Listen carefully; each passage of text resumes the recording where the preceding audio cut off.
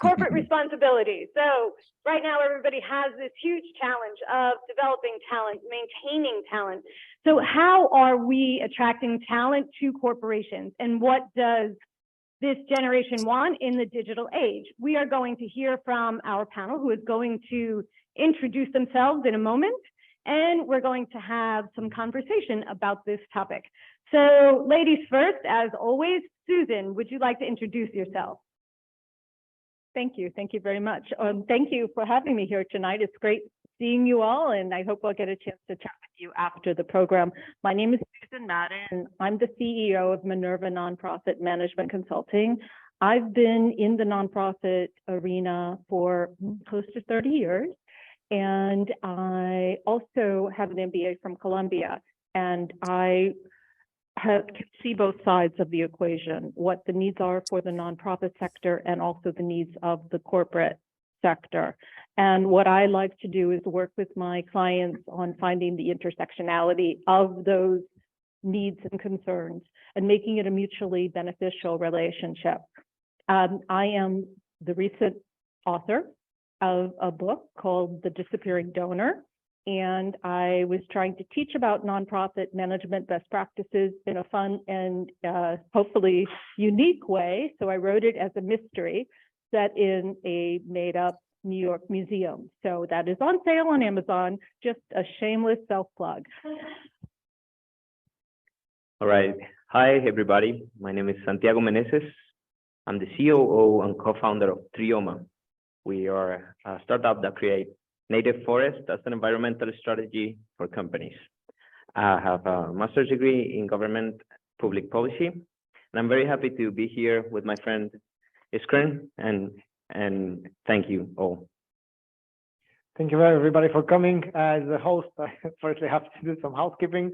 The toilets are over there, just behind that door. You have been informed and warned this is being recorded. We'll convert this later on for marketing purposes. On our end, my name is Iskren. I'm one of the founders of KindLink. KindLink is building the social network for the entire nonprofit and sustainability space. We're building 3 separate solutions: free nonprofit CRM and fundraising platform that has been running now for 7 years. We have over 3,000 nonprofits on it, and we're looking to give it out for free and help the sector altogether. Today, we'll talk about corporate responsibility. We've gathered a great panel of specialists, and we want to showcase everything Alyssa already mentioned around how corporates engage their existing employees, how they engage customers with corporate responsibility, how do they utilize digital solutions to do all those things, and where is generally ESG and CSR going. I personally come from Bulgaria originally, studied in Germany, then in UK, come from financial services, and 7 years ago, together with my 2 co-founders, decided to start KindLink to have a purpose in life, let's say it like this. Thank you so much again for being here, and I'll pass now to Brad to do an intro. Hi, everybody, and sorry I couldn't get there in person. I appreciate your tolerance to do this via the internet, which is always challenged, and it's always good to go after the directions on where the toilets are, so that's always a positive. I am a transactional real estate lawyer. I've been doing this for 35-ish years. My clients tend to buy things and build things, finance things, joint venture them, occasionally sell them. I have been in the sustainability space since about 2009. I worked at that point as general counsel for a public company, a REIT, a real estate investment trust, and I helped them create their sustainability program along with some others of the company. And we issued an ESG report, and we were a little bit early to the party, but did some interesting things and good things along the way. I've been involved with our community. I live in Southern New Jersey, and helped our county and our town and our school system adopt sustainability programs and key performance indicators and metrics. And I sat on and continue to sit on a bunch of boards that are related to sustainability and ESG, and help create a program in Philadelphia where about 600 folks show up annually to talk about kind of the geeky things we're going to talk about tonight, which is corporate social responsibility, sustainability. How do we do it in the built environment? How do we attract talent? How do we retain talent? And appreciate the invite to spend some time with y'all. All right, thank you. Thank you, everyone.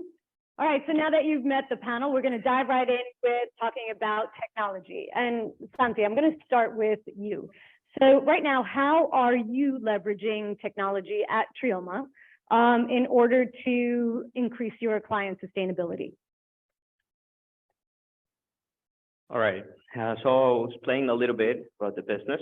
First, we go out there, measure the impact, the footprint that the company is having. Then we go and plant the trees for them, and we start generating the data.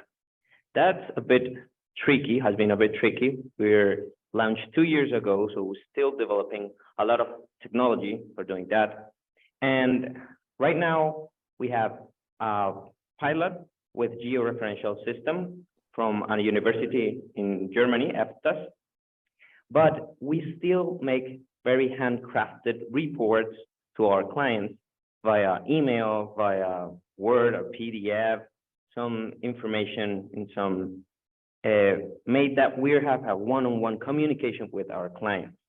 We still have that problem of, having everything together until we got this right here that will start presenting us a very cool tool that have merged everything. It's going to talk about that later. But right now, we create value. It's that one-on-one tailored proposition. It's very crafted because of our clients. We can manage that. But in the scalability, that might be a problem. That's we're here. Oh, yeah, absolutely. So I see this all the time with my clients. Oh, sorry. I see this all the time with my clients. So it's say you're an after-school program, and you need to measure the number of students participating in the program and then do subsectors, the numbers taking STEM programs, arts programs, what have you. And the after-school teachers have absolutely no time on their hands. They need something simple, a way to capture this data and send it on to the development team so they can report on it. And right now, all the reporting is definitely tailored to the donor. So there's no standard, there's no simplified process. It is very helpful when a corporation has a format that they like to use. But right now, many nonprofits just kind of shoot in the dark. They just say, oh, this sounds good. I'm going to send you these KPIs. I'm going to send you this data, and hopefully it's going to make a compelling story. So there are definitely challenges out there. Then can you tell us a little bit more about how corporations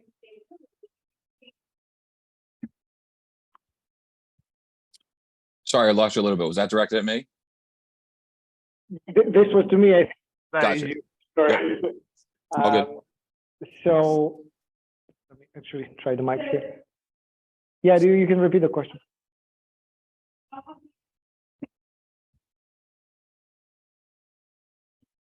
Yeah, her mic's not feeding into where I can hear. Yeah, I'll repeat the question again. Cool. So this is Thanks. how companies are adapting their CSR strategy in the digital era, and how are they engaging employees and basically migrating to digital. So we started thinking about digital solutions for CSR back in 2017. We launched an alpha with some large clients in 2018, and adoption was very hard. It's simply people were preferring to use Excel, and they weren't thinking of a digital solution for CSR. There weren't a lot of companies who are coming from let's use databases, and no tools were needed for now. But together with the pandemic, as well as the development of digital solutions and specific platforms for specific needs and industries, we saw the need to manage employees remotely, to engage and re-engage employees that are no longer in the office. And we saw a big uptick in 21 and 22 that companies are starting to think, okay, we have actually a big process behind CSR. So that this is from grants through volunteering, through sustainability, through SDG management. All of these processes have their own living environment. We need a structured way to manage them and an easy way to build a database, to engage with employees, to integrate with existing systems. That's very important as well. So the more we've seen that developing from 2020 through 21, 22, the demand is growing, and I've seen smaller and smaller companies adopting this technology. And what's really good is that they're not only thinking about, let's have a platform for CSR and sustainability. They're also thinking, how is this platform going to work with our existing tools? For instance, Teams or Slack or Power BI, so that they can leverage the maximum of these digital solutions and have maximum amount of data. Brad, can I pass this to you? Yeah, sure. I mean, I would just echo that commentary. I think that, there's two frames that I'd put around it a little bit. So I work at a big law firm now. There's, I don't know, 950 lawyers. So there's a bunch of folks in various offices, and just the SEC, of course, disclosure. I don't speak for the firm. I don't speak for the company. I barely speak for myself, but these are my views and not necessarily their views, and they haven't been vetted. Okay, so now we've got that covered. There's a view relative to the firm. There's a view relative to big law firms and what they're doing. And then, I'm consulting with a variety of my clients and others' clients relative to whether one calls it CSR, whether one calls it sustainability, whether one calls it ESG. Depends on kind of who you're talking to and what they're looking for. And so the firms, I'll generalize just because we're all friends here. Law firms are slowly, getting to a place where they're paying attention. I think that they get the fact that something's going on. They're not exactly sure what. The bigger law firms tend to represent some disparate interests. So, that means, big corporates and some oil and gas folks. So they get a little bit concerned that they're not going to step out on this little ledge and frustrate their clients, while at the same time they represent, others like us in the room. And so there's an interesting, frustrating kind of dance that goes on often times at some of the bigger firms as to what and how they're going to respond and whether they're going to take a position on a particular issue. So for instance, you saw a lot of the firms for the first time in a long time sort of step out and take a position relative to Roe versus Wade's overturn. And so how's that relate to corporate social responsibility and to ESG? Well, a key sort of social issue relative to gender issues. And so firms having a point of view and willing to articulate that and put it in, on paper, important. So law firms are slowly getting to a place where they're willing, some of them, to at least have a point of view. They're also starting to grapple with, I think, the E of ESG, so the environmental, water, waste, energy. The social piece, they tend to, my firm does very well, ironically. The hard part is social in the real world, but for whatever reason, the firm, because of its upbringing, at least mine, has always thought about kind of gender issues, has thought about things, people of color, have thought through LGBTQ issues, and have sort of focused on folks within the organization and how they are advancing and giving them the right tools to advance so that they're not just associates or not just, partners or not just, part of the firm management. How do we make sure that people are supported in the right way? I think that our clients, depends on kind of who you're representing. The Fortune 100s and 500s are clearly paying attention because of the SEC's rules on disclosure, which we can talk about if that's of interest. Not passed yet, but will have a massive impact on a variety of companies, not just the big ones who are the 100s and 500s who are reporting, but on their supply chain. So we're talking scope 3, which is your supply chain, and being required, if you're a reporting entity, if you have shares on an exchange, to not only report on certain things, but to have third parties verify them. Not internal verification, but external. So paying an accounting firm or other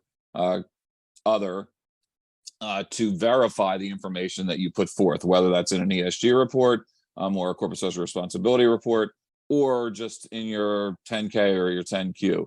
And so again, that thing, the ability, the requirement to report and to verify is going to have massive implications relative to not only the companies that are reporting, but everyone in their orbit and their supply chain that supplies them with, pencils, paper, computers, all the way up to how are they manufacturing goods. So again, more and more folks paying attention, not only at our firm, but in firms in general, and I think around the horn to clients.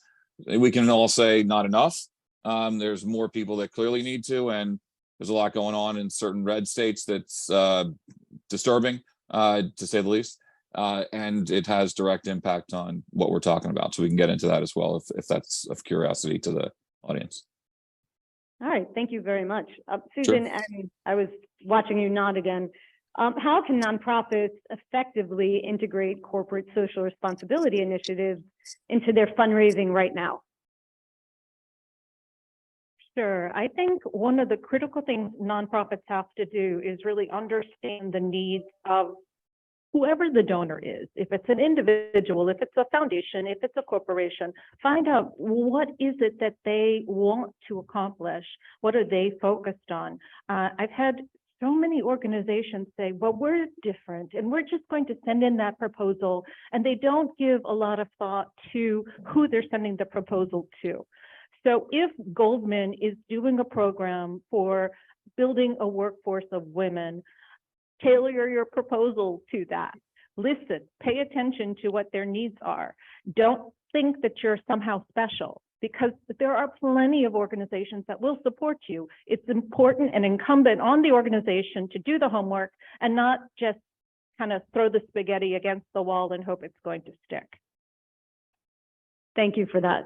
So as we're thinking about this and how we're partnering up with corporations, when you're using this, Santi, I actually would like to ask you this question. When you're using this technology to increase business benefits for planting trees, what are you thinking about?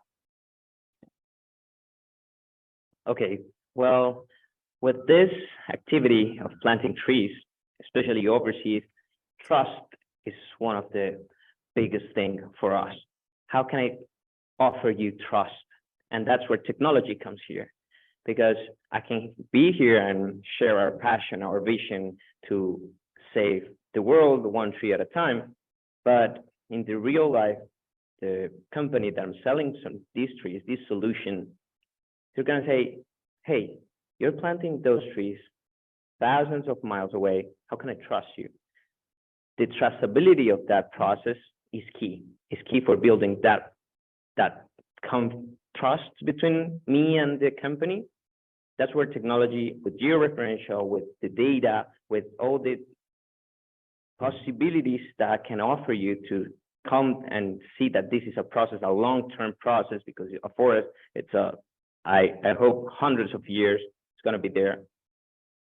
This kind of technology that we are hoping to develop makes the difference between like this greenwash effect that we know that's currently doing and us. So Iskren, can you actually comment on the trust piece and how trust is increasing in the digital age around CSR? Thank you. You've set the scene perfectly. On one side, what we do with Treeoma, on the other side, how we hope to solve for transparency and trust. So when we founded KindLink, our biggest challenge was which we wanted to solve was with how are donors seeing what happens with their donation. Then we took a look at corporate responsibility and said, what technology can we build so that people start trusting that the companies are doing the right thing? And the way we build the technology, on one end, communicates the impact of charities and through the project management and the data too we have, directly into the corporate reporting and corporate profile we give to them. On the other side, the corporate can choose to be externally available and share those events, these impact updates, these data as much as they want to external parties in order to increase brand reputation or employer branding. On the third side is actually Treeoma is a particularly interesting case, since when they came to us, we didn't build the product for their case, but it worked absolutely perfectly because they had a number of things that they were doing for a business client. So from planting the trees to showing them locations through to posting updates with pictures, videos, and stories. So our technology effectively perfectly allows for the communication between the Treeoma team on the ground and the company, so that the Treeoma team can say, hey, this is exactly what we're doing, this is where we are doing it. And in addition to that, we give you, through KindLink, the ability to externally showcase this. So it's not anymore an internal reporting tool. We want the companies to become more transparent about it. So we've seen various different use cases of from using our tech for internal management, data processing, through employee engagement, at the end for customer and investor engagement, both for tracking and showcasing, as well as for, in this case, supplier reporting, when we have people working for them on the ground and reporting on their impact. Okay, Brad, I'm going to actually ask you this one. So when we think about trust in a law firm, it's a little harder to put it out there. So how are you actually measuring KPIs in ESG? And what do you look for when it comes to trust? Well, and so I'll start with the second one first, I guess. You know, I'm kind of a grizzled old, white guy. And so I tend not to trust. I verify, I'll trust you as far as I, can see you, but I won't necessarily trust, in particular at the firm. I'm half joking there. The lawyers at the firm so far, I've been there 7 years, have been extremely trustworthy. There's no reason I wouldn't trust them with kind of my clients and or business. And so for the most part, I've not been disabused of the notion that they're worthy of that trust.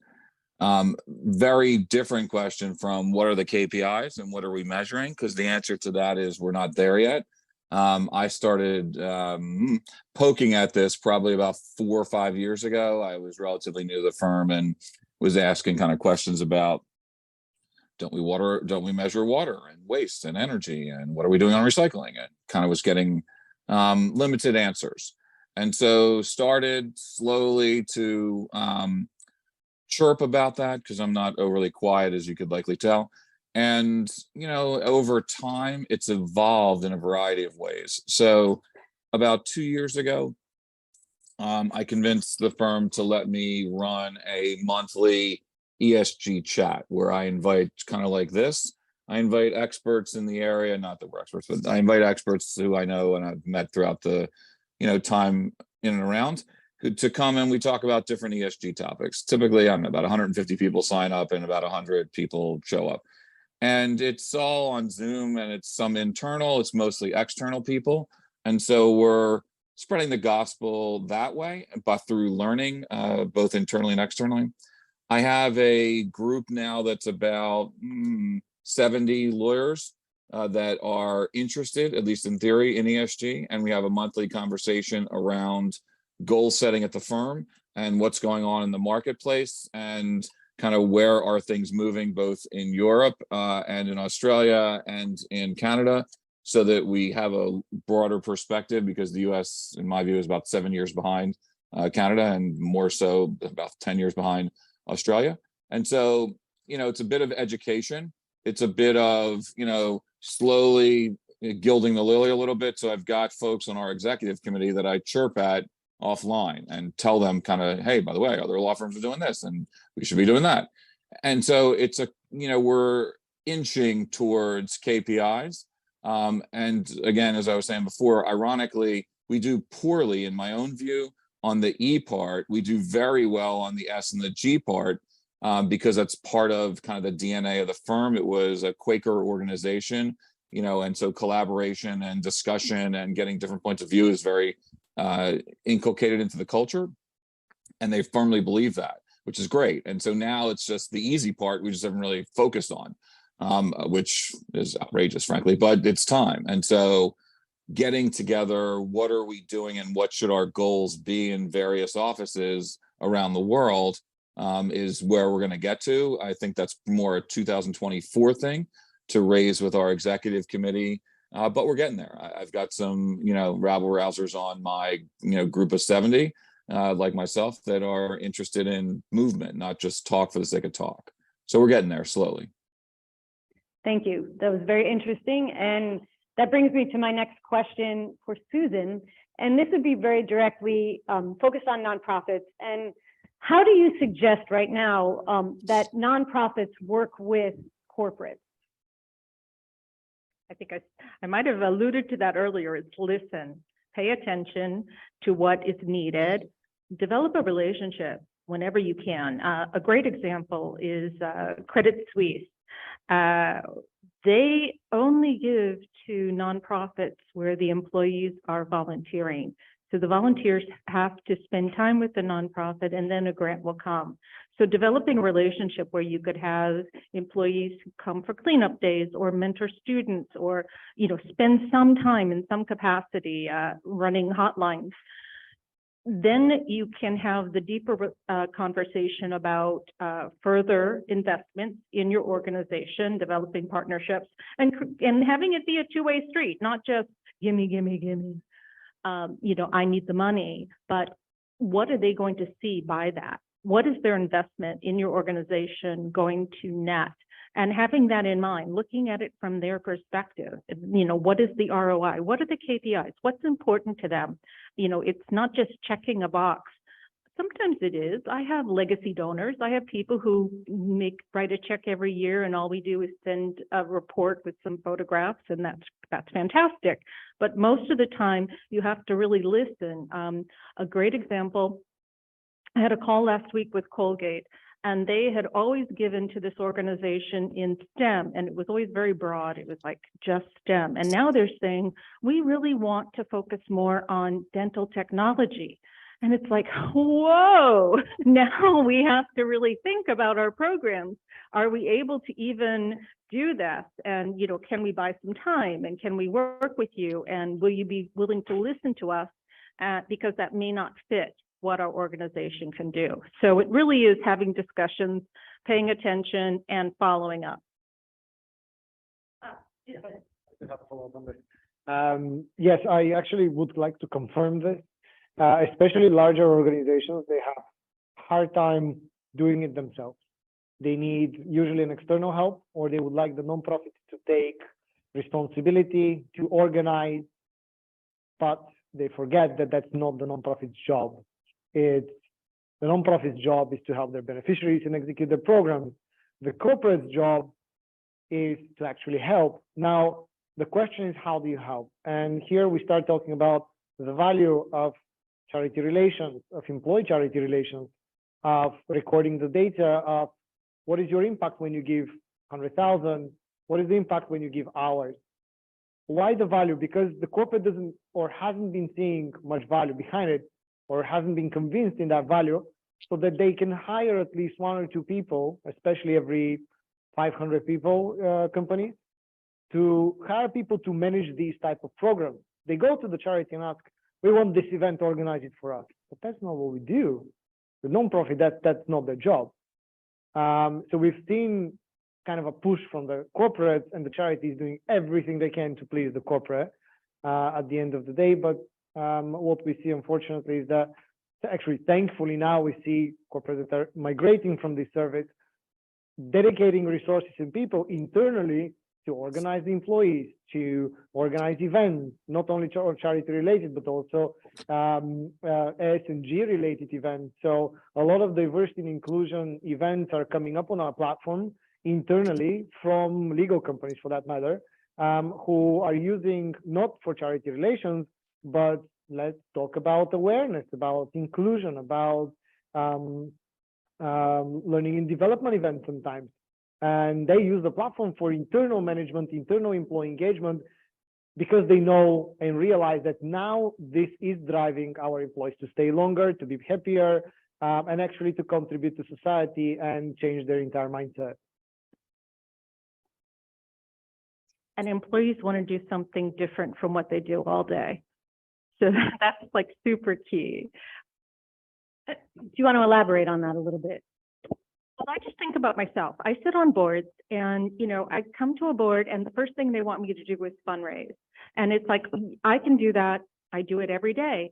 but I would love for somebody to ask me to develop a program or create a curriculum or just anything other than what I do every single day. And I find a lot of employees, particularly in the tech space, want to get away from tech. They want to spend more time doing the personal, working with a student directly, tutoring or helping them with a college prep. So Santi, from the nonprofit side, can you tell us a little bit more of the challenges that Treeoma might have had with this when you're aligning with corporates or when you're convincing businesses to work with you? That's a great question. Well, as an entrepreneur in this crazy life, you think you have planned something, but then you change the speed quickly, very quickly. For example, this year we have our best deal client who share our value, who we were able to convince, and he's as a fintech from Colombia who wanted to link their product with the market, planting 50,000 trees. So when you're here and an entrepreneur with this vision, of course you want to do it right now. Yeah, it is. But it's our product and our technology ready for having these kind of deals right now. So you really, really, really have to have this backup to these enormous changes and to this different speed. I think that's the very, very reason that we're developing, we're every day developing. We're now happy to be here with KindLink to feel that backup. I think many organizations saw that with Mackenzie Scott and all her major gift organizations, which were truly transformational. And these small organizations suddenly found they had the wherewithal to have more staff, to get the infrastructure they needed in order to grow and scale. And, and that was really amazing. And it hadn't been done before. Brad, are you seeing this problem from your end? And what is your take on this?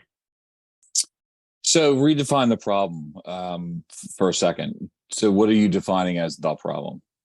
So really the challenge of, first of all, nonprofits working with corporations, and then the expectation of the nonprofits themselves. So how does the corporation look at the nonprofits? Or from the ESG side, how are you partnering with nonprofits so that you could be most successful?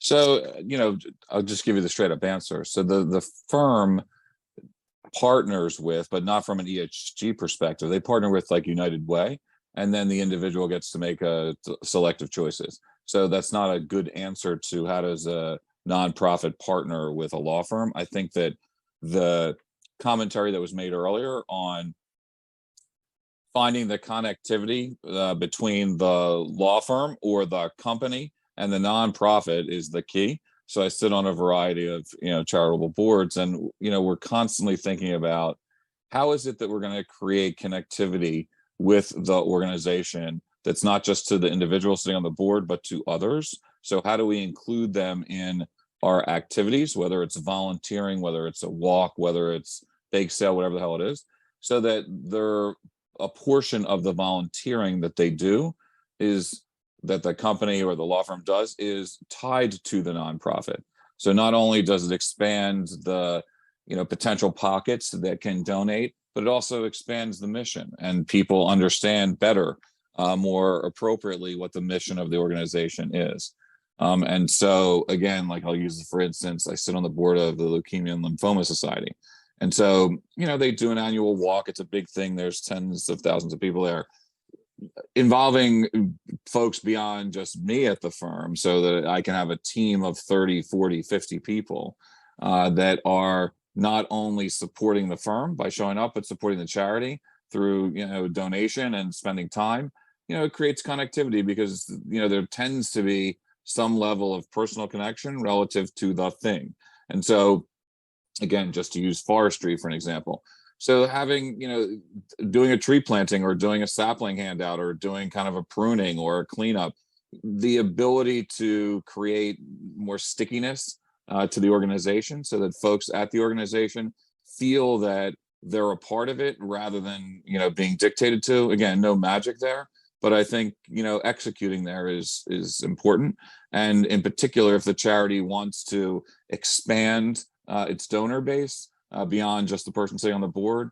It's important that they, do that reach out and game plan with the person, at the organization. So it's not just a corporate check coming and no one really understands where it goes. It's more we're touching people relative to, what it is that we do and their interest in, what we do as a nonprofit. So to expand that and, create, deeper relationship so that starts to grow in and of it on its own. Does that make Okay, sense? Yes. All right. So I think we are actually we have 5 more minutes, but okay. So I actually would like to ask all of you this question. So right now, how do you feel that what is your vision for the future in this field? So when you think about your technology vision, or when you think about your vision for CSR, ESG in the next 5 years, how do you see this playing out? Well, I think technology has the power to really transform the way nonprofits and corporations work together. And I think it's going to be so helpful to the nonprofits. I think of AI all the time. I think of apps and tools, how to streamline processes so that the staff on nonprofits can spend more time on programs and direct service and less time on reporting and trying to keep track of data, especially small nonprofits when they don't have the staff to dedicate to that. Larger organizations have the luxury, don't get me wrong, there are some mega nonprofits out there with CEOs who are capturing 7-figure salaries, but there are also the vast majority of nonprofits in this country are very small, and they get by with these skeleton staffs do yeoman's work, and they just need support. And so if they have tools that can help them get the work done faster and quicker and be more effective, that's really going to change their world. All right, for future, I think that sharing our vision and to say that everybody has to get involved with climate crisis, it's one of the most important parts right now. It's not the major, larger corporations that already have the infrastructure, but the small and medium companies as well. So make it easier for them to be part of this movement is our main objective for the future. Having this connection and trying to build the trust, this bridge that connects everybody to the common cause, I think that's the goal. I'm just building on what already you said. From our perspective, we have seen the nonprofit, the corporate responsibility, the sustainability sector, from technology as well as from public perception perspective, developed quite a lot. But you have to also understand that the technology follows the business tech. So firstly, technology is developed for military, as we all know, then it's for business, and the last sector which gets it is nonprofit and sustainability.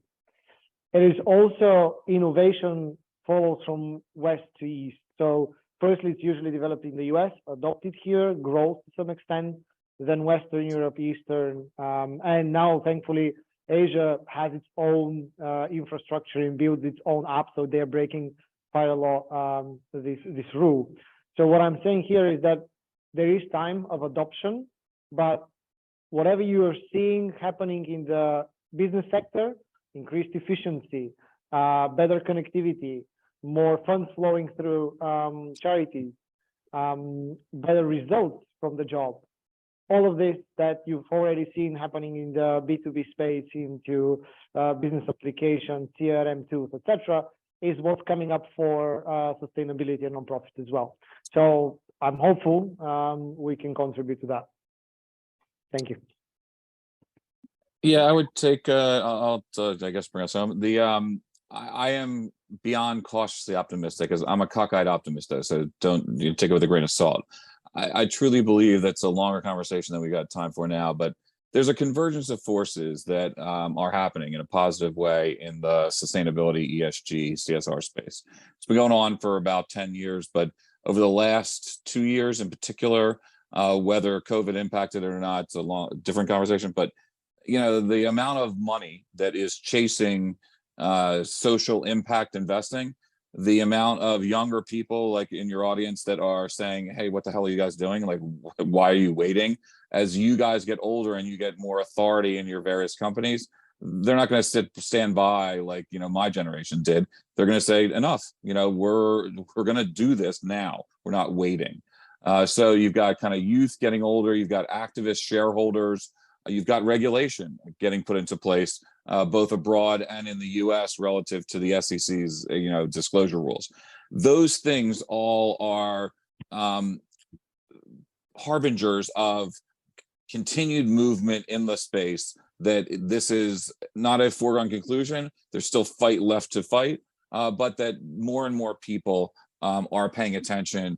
And when we look at kind of the 12 states, and now it's closer to 16 states that, are passing anti-woke legislation on a variety of formats. And so, that's taking the context of a variety of things, but it includes investing in ESG companies. And so again, the states that are more proactive positively, so think California and the West Coast, and think kind of the mid-Atlantic, relative to using ESG as a lens for investing, not a mandate. You don't have to use it, but you can use it if you want to, as compared to states, and I'll list them in a second, states that are going the other way, saying, not only do we not want you to look at it, but it's forbidden to look at it. And if you're going to look at that lens, we, our state, are not going to allow you, third-party investment manager, BlackRock and others, to manage our money. Billions of dollars a year. They're saying, we do not want you touching our money or managing it on behalf of our teachers, fire folks, police, our civil servants. A lot of money at stake here. And so, that's scared some money managers, Vanguard, away from taking public positions. These states, are continuing to push this, not only rhetoric, but law. So we're talking like Louisiana, Alabama, Florida, Texas, Arizona, Oklahoma, South Carolina, North Dakota, Arkansas, West Virginia, Mississippi, Nevada, to name a few, and there's others that are kind of joining the cabal. And so that's, it depends on your perspective. That's dangerous, and so when we've got people concerned about, hey, if I say this, or if I call something ESG, we're going to have an issue. Well, that's going to now bleed into companies that are from Canada, from Australia, from the UK, and US companies that are doing business in, whatever, let's say Florida versus New York. Well, you got two different outcomes, relative to, do you as the company pay attention to ESG as a part of your culture? Are you setting KPIs? And so while I am very confident that the forces of happiness and light relative to ESG are going to prevail, it's going to take a little bit of time in the US to, kick a few people's asses to get them, I'm allowed to curse on this, whatever, you're with me, to get to the right place. And so when those laws get passed, there have ramifications. And so we all need to be vigilant, wherever we live relative to those laws, and standing up and saying, no, that's not acceptable. That's not appropriate here. That bleeds through into, ESG type regulations, whether it's, GHG greenhouse gas emissions, whether it's, methane rules, whether it's, off-gassing in buildings, whether it's the federal government saying, hey, if you're going to lease us space, you have to be net zero by 2030, landlord. All these things, while it sounds, kind of off in the distance, it's not. They're all like playing out in real time. And so, the people in the room, it's incumbent upon you all and the folks on the panel to sort of continue to pay attention, continue to sort of step up and say, that's not okay. And to have your voice be heard, because absent that, these states will continue to futz around with these rules intended to forestall what I view as the inevitable. And hopefully I'm right in that instance that it is inevitable, but we got to push to make it inevitable. So sorry for the soapbox, gets me a little frustrated. No, thank you. All right, so speaking of making your voices heard, now that we've heard from our panel, we would love to hear from you. So I am going to trade mics right now with Susan. No? You're gonna use, and should I? Okay, so here you go. Where do you want this mic? Okay. Oh, sorry about that.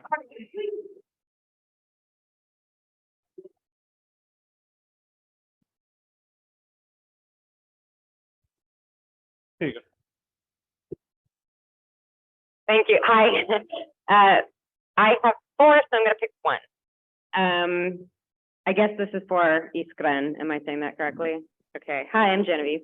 I am a nonprofit development leader, and we have actually responded quite a bit to the corporation's interests and needs, which is great, but it can put a lot of pressure on our constituency. And so I'm tasked with finding ways to provide value outside of direct student relationships. So I really appreciate, by the way, Brad, you saying volunteer with the organization, because you can volunteer with an organization without having direct connectivity to students, which can sometimes be taxing for them. I am curious though, if you're a nonprofit, so we're an education nonprofit, we have a workforce development piece, but we also have a K through 12 piece. Now, what's interesting to me is that it sounds like you're suggesting that part of the answer for this is being expert in data. So having some of the best data, being able to help corporations see through data what exactly the impact is. And so I understand the direct workforce development, right? Like how many are getting hired within our sector? That's a very, very clear data point for them to track. It's a very clear KPI, right, Brad? If you're working in K through 12 education and underrepresented student spaces where collecting data can be challenging, as somebody who works with tech solutions, how do you suggest a nonprofit go about that? So that's, again, you got kind of a legal oversight or overlay on top of kind of a goal. So again, we've got, when it's medical, it tends to be HIPAA. When it's kids, we've got kind of privacy rules that are in play. So you and I would have to chat offline, over a cup of coffee to understand a little bit more of where the data is coming from and going to and what the use is. And is it, anonymized data, or does it have social security number and kid's name attached to it?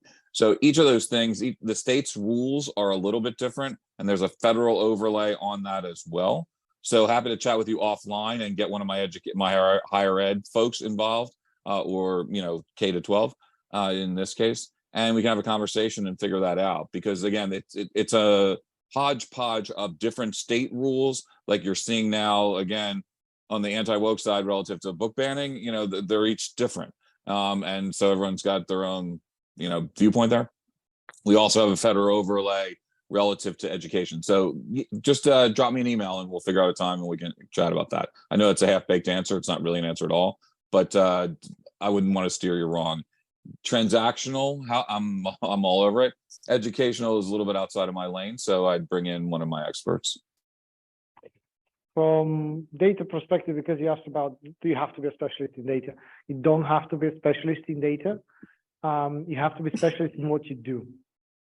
And this might involve, and it's good if it involves data, because people believe data, people believe science, or that's how our minds are lined up. What I've seen is that larger nonprofits hire an impact manager, and the impact manager's sole job is to determine the actual impact in data points on project beneficiaries, in the ground, indirect beneficiaries. So because we work a lot with impact, so we aim to be an impact reporting tool for nonprofits and corporates. We record a number of data points around beneficiaries management, how a charity has supported beneficiaries, how many of them, how many indirect beneficiaries are impacted.